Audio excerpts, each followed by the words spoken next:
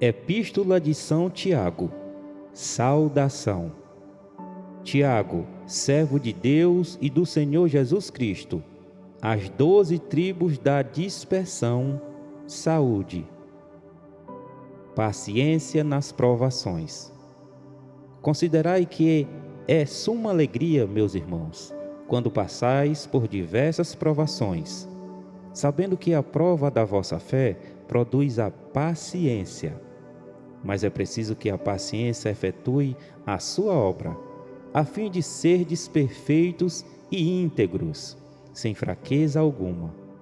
Se alguém de vós necessita de sabedoria, peça a Deus, que a todos dá liberalmente, com simplicidade e sem recriminação, e lhes será dada. Mas peça-a com fé, sem nenhuma vacilação, porque o homem que vacila assemelha-se à onda do mar, levantada pelo vento e agitada de um lado para o outro. Não pense, portanto, tal homem que alcançará alguma coisa do Senhor, pois é um homem irresoluto, inconstante em tudo o seu proceder. Mas que os irmãos humildes se gloriem de sua elevação, os ricos, pelo contrário, de sua humilhação, porque passarão como a flor dos campos. Desaponta o sol com ardor, seca a erva, cai sua flor e perde a beleza do seu aspecto. Assim murcha também o rico em suas empresas. Feliz o homem que suporta a tentação, porque depois de sofrer a provação, receberá a coroa da vida que Deus prometeu aos que o amam. Ninguém, quando for tentado, diga: é Deus quem me tenta. Deus é inacessível ao mal e não tenta a ninguém. Cada um é tentado pela sua própria concupiscência, que atrai e alicia. A concupiscência, depois de conceber, dá à luz o pecado. E o pecado, uma vez consumado, gera a morte. Não vos iludais, pois, irmãos meus, muitos amados. Toda dádiva boa e todo dom perfeito vem de cima, descem do Pai das luzes, no qual não há mudança, nem mesmo aparência de instabilidade.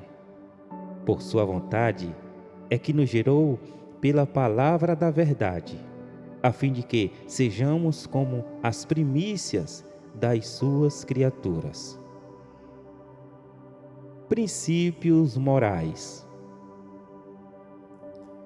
Já o sabeis, meus diletíssimos irmãos, todo homem deve ser pronto para ouvir, porém tardo para falar e tardo para se irar, porque a ira do homem não cumpre a justiça de Deus.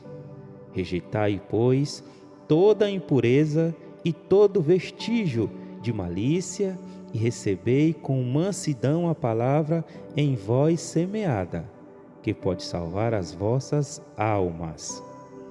Sede cumpridores da palavra e não apenas ouvintes. Isto equivaleria a vós enganardes a vós mesmos. Aquele que escuta a palavra sem a realizar, assemelha-se a alguém que a contempla no espelho a fisionomia que a natureza lhe deu. Contempla-se e mal sai dali, esquece-se de como era.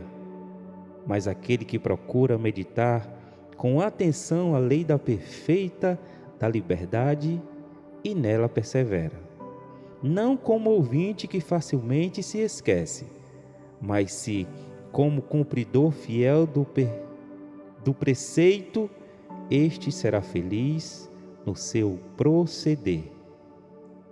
Se alguém pensa ser piedoso, mas não refreia sua língua e engana o seu coração, então é vã a sua religião. religião pura e sem mácula aos olhos de Deus e o nosso Pai é esta: visitar os órfãos e as viúvas nas suas aflições e conservar-se puro da corrupção deste mundo. Caridade igual para todos. Meus irmãos, na vossa fé em nosso glorioso Senhor Jesus Cristo, guardai-vos de toda consideração de pessoas. Suponde que entre na vossa reunião um homem com anel de ouro e ricos trajes, e entre também um pobre com trajes gastos. Se atentardes ao que está magnificamente trajado e lhe disserdes: senta aqui, neste lugar de honra, e disserdes ao pobre: fica ali, de pé, ou senta-te aqui, junto ao estrado dos meus pés. Não é verdade que fazeis distinção entre vós e que sois juízes de pensamentos iníquos? Ouvi, meus caríssimos irmãos. Porventura não escolheu Deus os pobres deste mundo para que fossem ricos na fé e herdeiros do reino prometido por Deus aos que amam? Mas vós desprezastes o pobre. Não são porventura os ricos os que vos oprimem e vos arrastam aos tribunais? Não blasfemam eles o belo nome que trazeis? Se cumprirdes a lei rígida da Escritura, amarás o teu próximo como a ti mesmo. Sem dúvida fazeis bem. Mas, se vos deixares levar por distinção de pessoas, cometeis uma falta e sereis condenados pela lei como transgressores. Pois quem guarda os preceitos da lei, mas falta em um só ponto, se tornará culpado de toda ela. Porque aquele que disse: não cometerás adultério, disse também: não matarás. Se por matares, embora não tenhas cometido adultério, torna-te transgressor da lei. Falai, pois, de todo mal. Falai, pois, de tal modo e de tal modo procedei, como se estivesseis para ser julgados pela lei da liberdade. Haverá juízo sem misericórdia para aquele que não usou de misericórdia. A misericórdia triunfa sobre o julgamento. A fé sem obras. De que aproveitará, irmãos, a alguém dizer que tem fé se não tiver obras? Acaso essa fé poderá salvá-lo? Se a um irmão ou uma irmã faltarem roupas e o alimento cotidiano, e algum de vós lhe disser: ide em paz, aquecei-vos e fartai-vos, mas não lhe der necessário para o corpo, de que lhe aproveitará? Assim também a fé, se não tiveres obras, é morta em si mesma. Mas alguém dirá: tu tens fé, e eu tenho obras. Mostrai-me a tua fé sem obras, e eu te mostrarei a minha fé pelas minhas obras.